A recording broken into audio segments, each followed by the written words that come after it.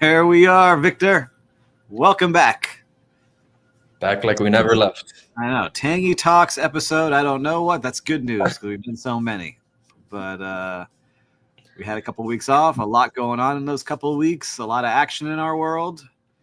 But I'm glad to be back in the studio with you on this beautiful Miami Friday going into the summer. How you feeling today? I'm feeling good, man. It's been a while. A lot has gone on from the last time we did one of these. So I'm excited always to kind of share what we've been working on all the new fun projects. But I'm feeling a little rusty. I hope this is like riding a bike. I don't know. You help me out. I think so. You gotten from where we first started to now. I think you've gotten much better. So that's the good news with Thank all you. of this.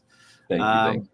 But we were just saying we have a lot going on. We've been adding a lot of new properties, and Yeah. been exciting to see. There's like this shift going on, at least in South Florida. But we're also adding properties in other states, Right. which is exciting. So, how you feeling about all the new things we're adding? Like we're actually being pretty picky about the stuff we're doing.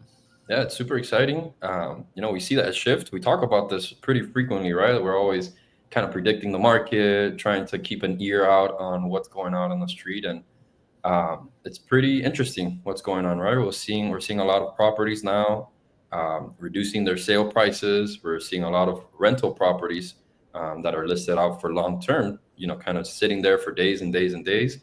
And we're starting to see people, get a little bit impatient, right? And trying to see what else is out there and what's out in the horizon. So it's good for us in a sense because, right, the alternative is, to look at, short-term rentals. But it's really interesting, right? And I actually had a conversation yesterday with an owner, and he was asking me specifically, like, what do I think? Like, what do I think is happening? And we've talked about that, right? About, the interest rates kind of not going down or, stabilizing, the housing market also stabilizing, the demand of people coming into Florida to live here is also decreasing. It's not the craziness influx of people coming in the past years. So it's like everything is just kind of like stabilizing and shifting, and we just have our eyes out, right, so we can inform owners and the two viewers that watch Yeah. these podcasts.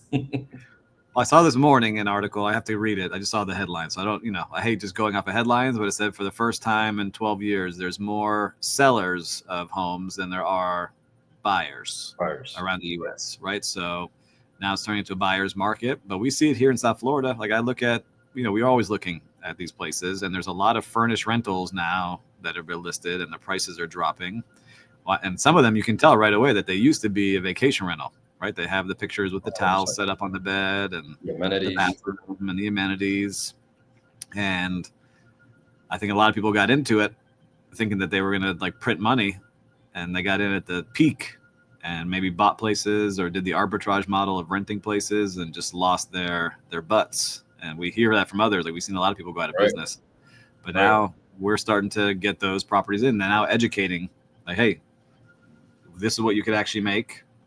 It is the heart of slow season in this market, which we'll talk about slow season, busy season, but just be prepared. We can help you make some money while you're trying to sell. So we have a couple places like that as well, which is a good service. Maybe it's a new little niche, right? It's helping people make money while they're trying to sell.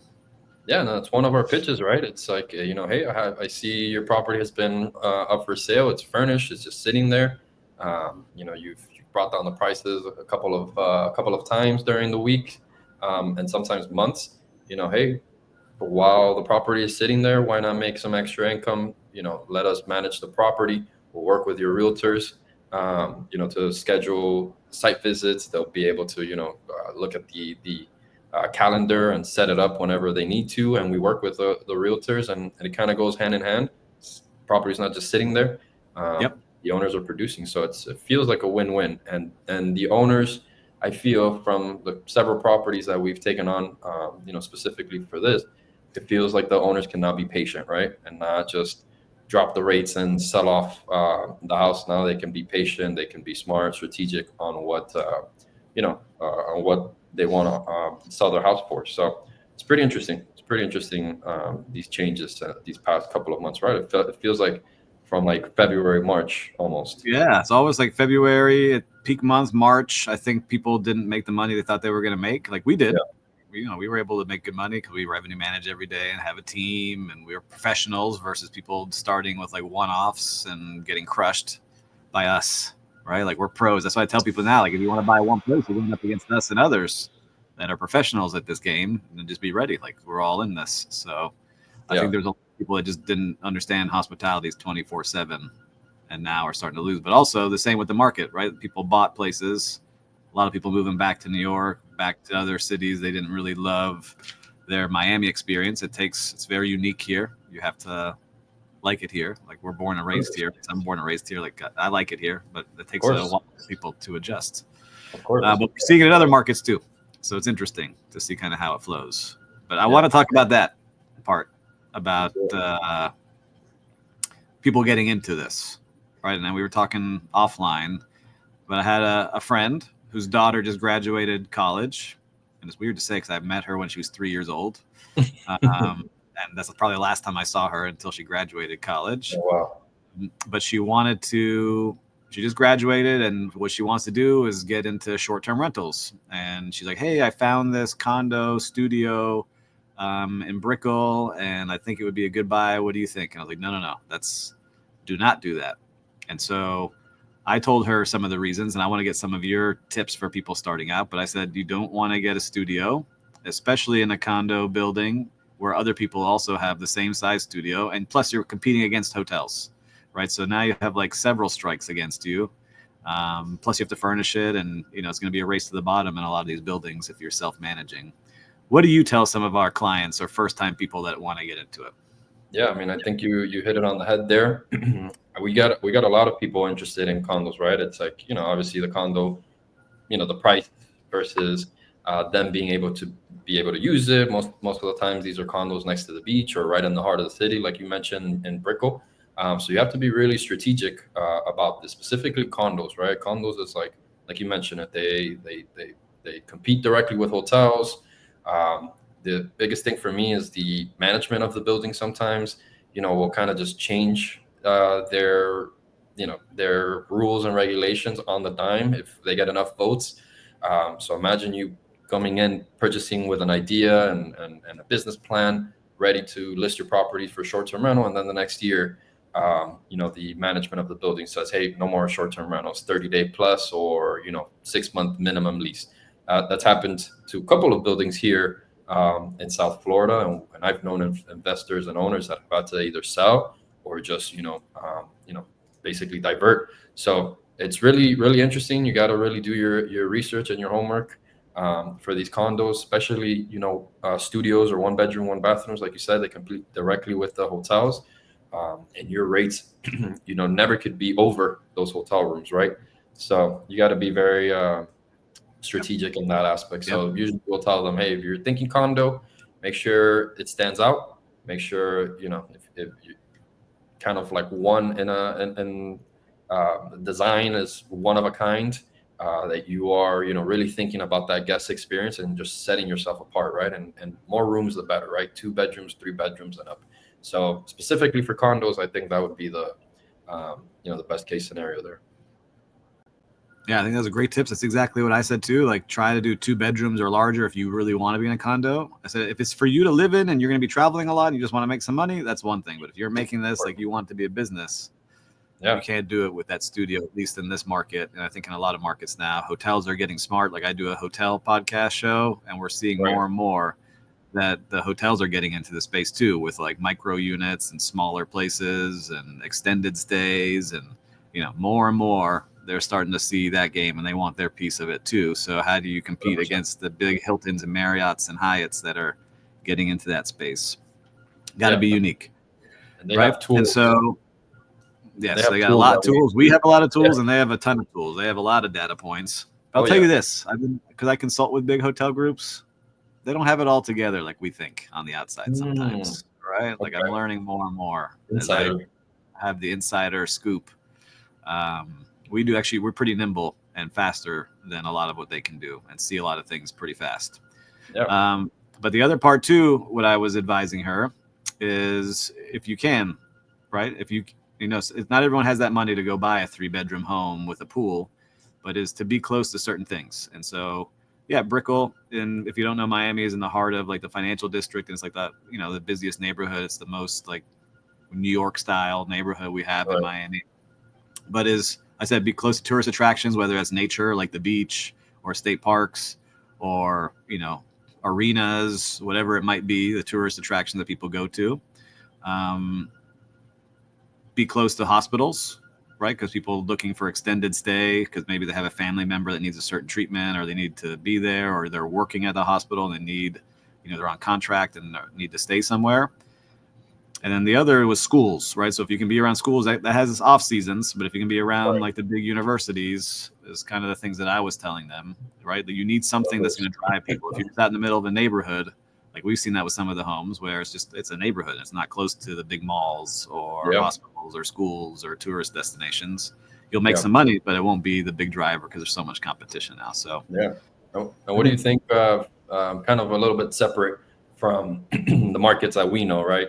But what do you think about people buying in different markets, right? Markets not typical for short-term rental or for I still think it's some of that the same tips, right? If it's not a tourist attraction, the tourist attraction is not like it could be a theme park, right? But I think about some of our mountain homes. The tourist attraction is the mountains, right? And nature. Like I want to be out in nature. I want to be in the mountains. That's the attraction, is nature.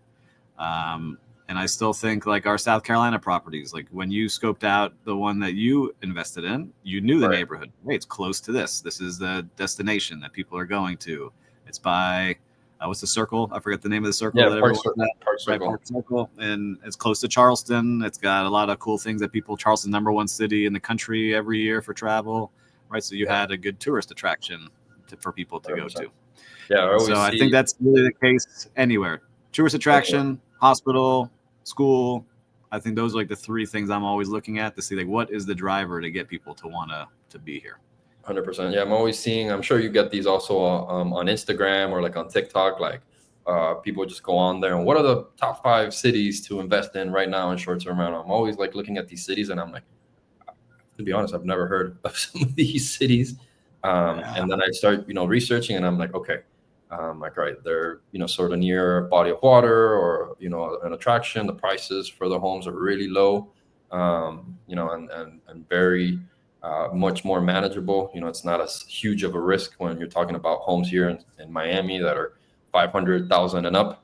These homes are more in like the 100, 200, 300 range. So I'm like, okay, that's more manageable. So I start researching all of these areas and I'm just like, it looks great. I just don't know the market, right? Like, so I think that's part of it too. Some of those lists are like showing just straight data of how much it costs to invest there versus what you could make. I always look at how many hotels are around too in those cities. Like when I start looking at those lists, like that makes sense. Like I do it by neighborhood. Like we have certain neighborhoods that we know, of course, don't have hotels, right? And so that's why our homes do well, because there is no hotel in that neighborhood and it's cost restrictive to build a hotel in that area. And so it does well. That's why I think there's certain, I don't want to give our secrets away, but there's, the 2 neighborhoods I like a lot. And I think that those neighborhoods will continue to do well because there's major tourist attractions that people want to go see and they need places to stay.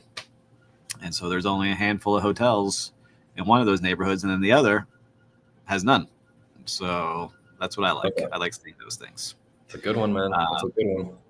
That's my tips. We won't give away the actual neighborhood because it's like surgery here. And certain cities, I think you can make money in any city as long as you know the actual streets, the neighborhood, the zip code that makes money. Like we now have enough data on our areas that if you want to join us, we'll let you know and let you know where to do it. And if you like to buy in those places, we're happy to help you.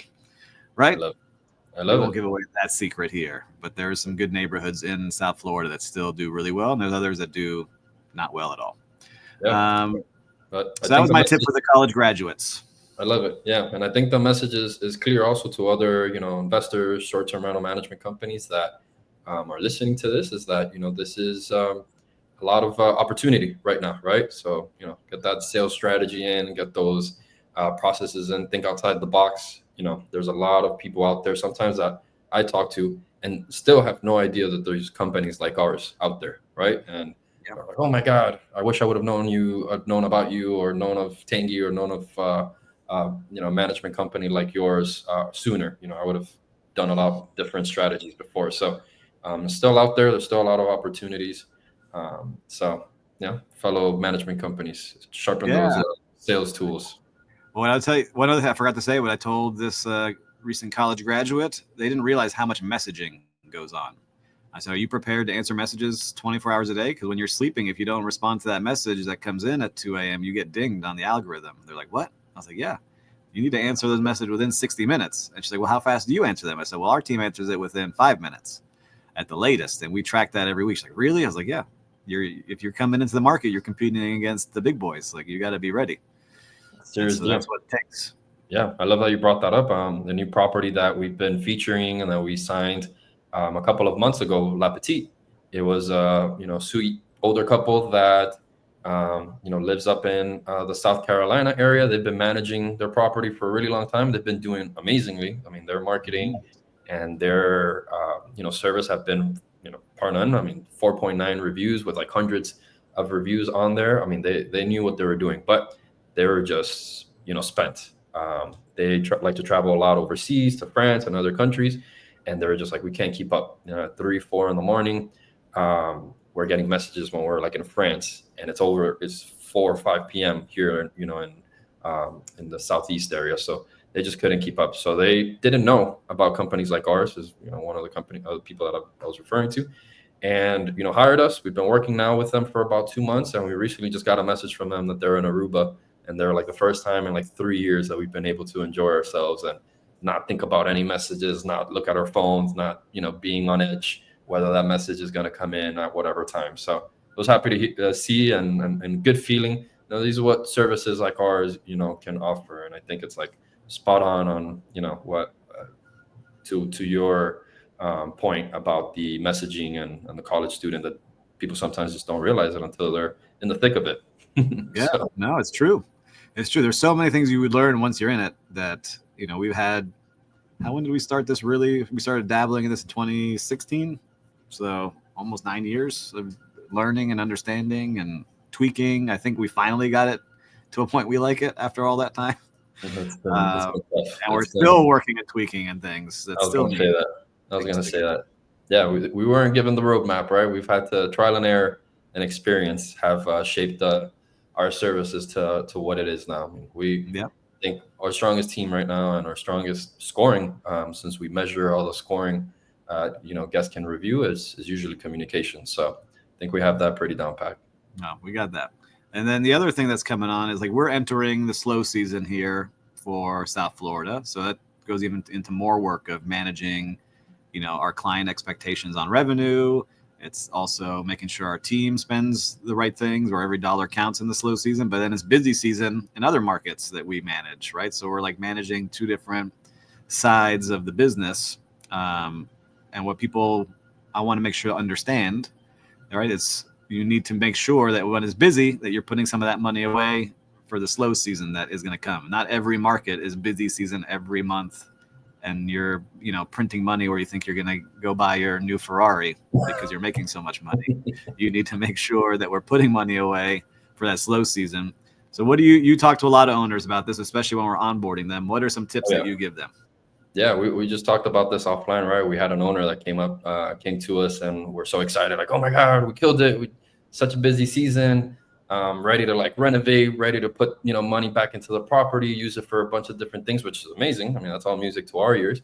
But, I had to remind them, hey, we got a couple of slow months coming in. Let's budget correctly. Let's, think about this carefully. But we have such a great management leader that, has our owners killing it through our high busy season. If you don't know who I'm talking about, he's sitting right there. But Me? he, I know. yeah. I barely know what I'm doing. So we've gotten a lot of owners very, very excited.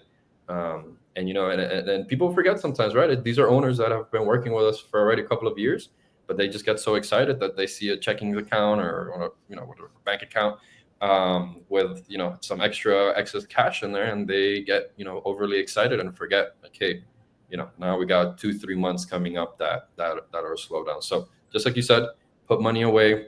If you have data from the previous years, that's always amazing. A lot of management companies just ask them, they have those tools, they have those capabilities. Hey, how do we do last year? Give us the numbers, give us the projection, give us what month to month what it looked like, so you can go off of by what your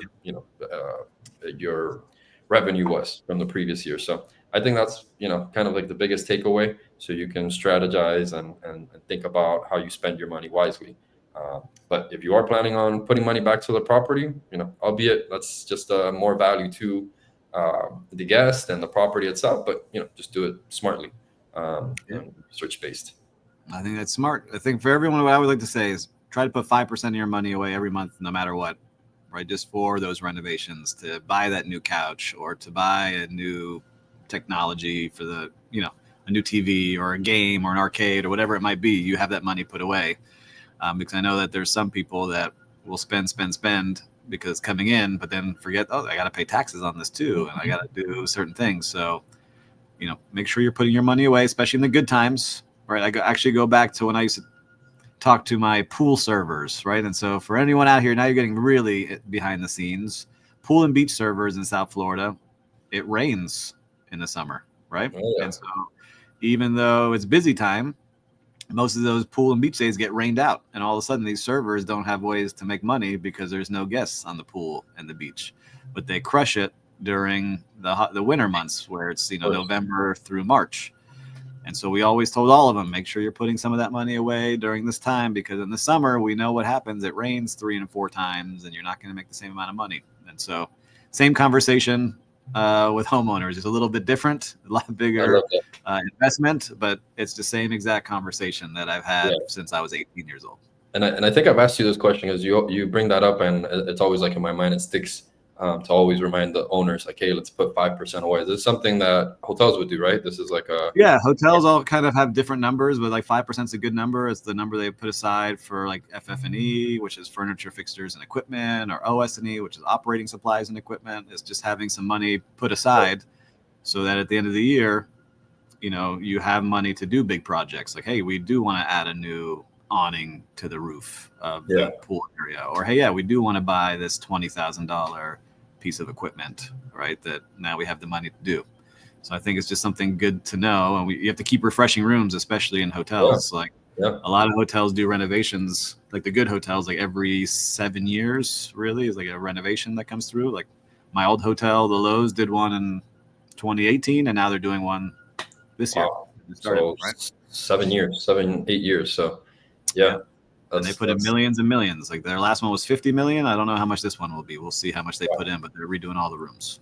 Well, so we can, we're not hotels, we're homes and vacation rentals, but we can learn so much from the strategies and things that hotels do, right? So that you just said that 7, 8 years that a hotel put millions of dollars back into refreshing an already beautiful property, because I've been there and seen the property. So cool. They got to keep competing, because the best hotels know you're always competing against your competition, and the top hotels are always updating and upgrading and maintaining. Like I think about this one property that we no longer have, but it was one of our longest ones up in Hollywood. I don't want to give the name, but they never put a dollar back in, right? Never put one single dollar back into the property, when it could have been doing so much better if they had just put in a couple of $100s a month back into, like, let's replace this couch, or let's fix the kitchen up just a tiny bit, right? These little things that I want owners to really remember is put some money away, reinvest in the money in the engine that's making you all that money. I love it, man. Right? Yeah. So we got that. There's a couple other things going on, and maybe we talk about this on air, because it was really interesting that it came up. We have like 5 minutes here until we hit our 30-minute mark, but we got a new opportunity in estate management, right? And I think there's something pretty interesting there for us, because we're doing it now, but this is like multi-million-dollar homes. And I think that, I don't know where I want this conversation to go. I just like the opportunity. I think it's something unique. We are a hospitality solutions company that is a solution. What do you think? What do you think when you saw that opportunity come in? Yeah, it was intriguing. You're familiar with this model. I actually wasn't, but it made so much sense to me, right? Like a person, the specific person or the specific opportunities, like a CEO of a large company. They're in the medical field. They do a lot. They just purchased this $8.1 million home, and they moved back and forth from Chicago and back. So she needs somebody to take care of her property. It's just her.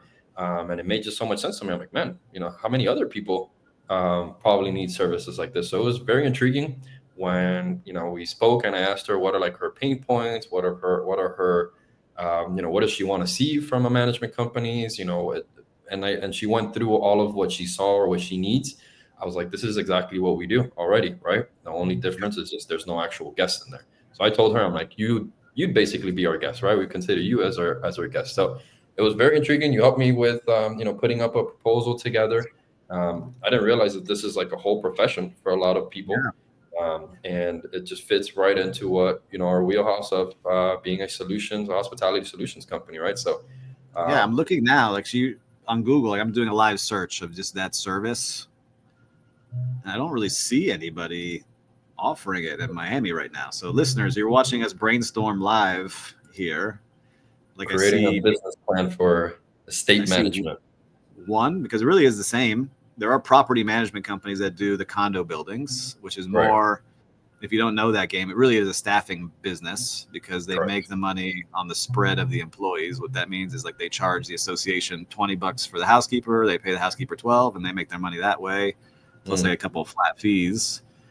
But this is very different. This is, I had friends that when I worked in hotels, I was telling you, yesterday was I had two of them. They were hostess at my restaurant, and one was like an assistant manager. They moved both to LA, and they were both not repping. They were managing the home of celebrities. Like one was Mark Wahlberg, and the other I forget who they had, but they managed their home.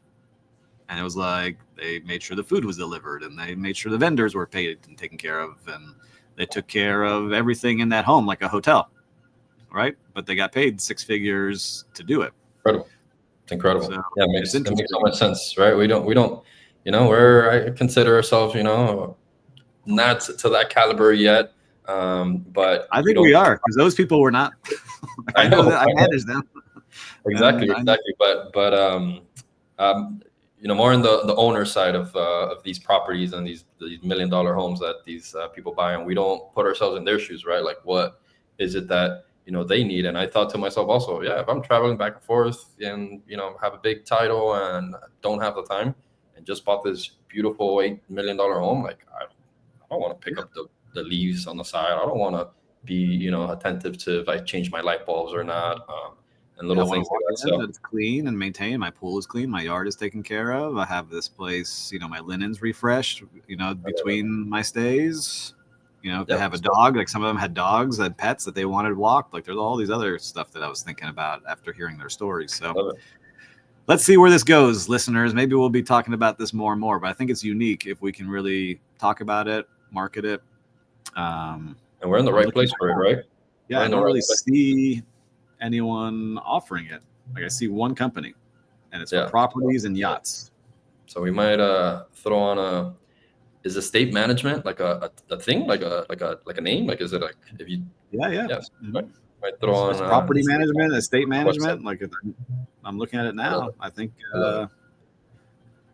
there's only one And that I found that does yachts and estates. Miami Estate Management. All right, Miami Estate Management, get ready. Maybe we'll be I coming love in. it. I love it. And I know we have 1 minute left, but I want to Yeah, tie it all back in to to all these opportunities and everything that we're talking about. And we are just chatting about this right before, but the importance of your SEO, right? The importance of great marketing, great information that you're putting out there.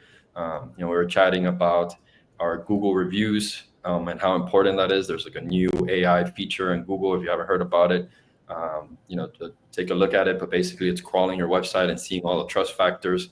It's going on through like your Google business profile also. I think we found a little formula that has been working with us for us being able to get more reviews on our Tangy Management business profile on Google, and has been really really helping our exposure and our search on these sites. I was telling you just now that me sending out emails to clients, and we like revamped all of our sales collateral and all of our details. It just feels good, right? It feels like, wow, like this is so polished, so around it. We're on brand with all of our sales like information. So things like that you don't think about, and you get so wrapped up into the heap of it. But refreshing all of that stuff, and revamping all of that, and making everything cohesive, is just has been such a bright spot, in everything that and all the opportunities that we've gathered. So it's been really cool. I don't know what you think about that. I think it's great. Like, for listeners, we made some very conscious decisions at the end of last year that we were going to spend money. Yeah, we could have paid ourselves out and made several extra thousands of dollars for each of us, but we're like, no, we're going to invest in the brand, and we need a new website, because when you go to our old website, we're like, man, we just don't feel like it's nice, but it's not like something we're ultra proud of. Right. So we hired professionals to make our website at the Hudson Creative Studio. So Ellie, thank you. Made a beautiful website for us that now all of our marketing matches. So our marketing is on point.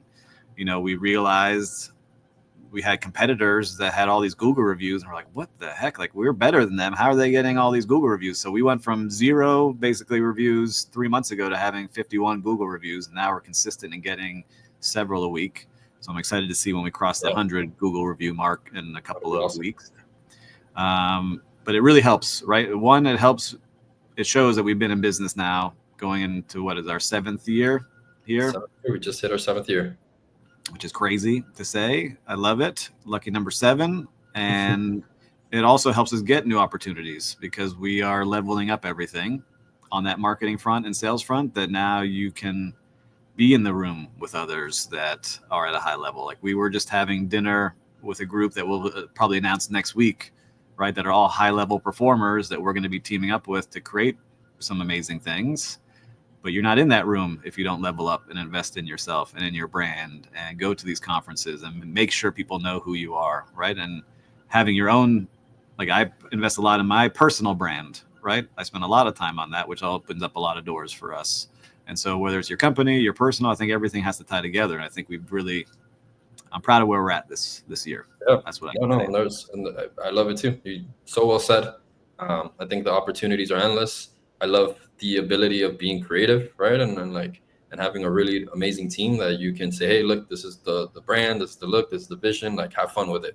And I think that's such a cool part of having your own company and tying everything all in together with personal brands and with companies. So we're rocking it, man. I'm proud of all we have accomplished, and it's just north is the only way to go. Got to keep moving forward, man. We keep moving forward one step at a time. We get better every day. I'm excited for the properties we have coming on board in the next couple of months. We have like 5 new places coming on, which is exciting to see. And then the big announcement, we'll share it next week. We'll share with everyone here on our podcast. All one of you, listener. I know that you're listening out there.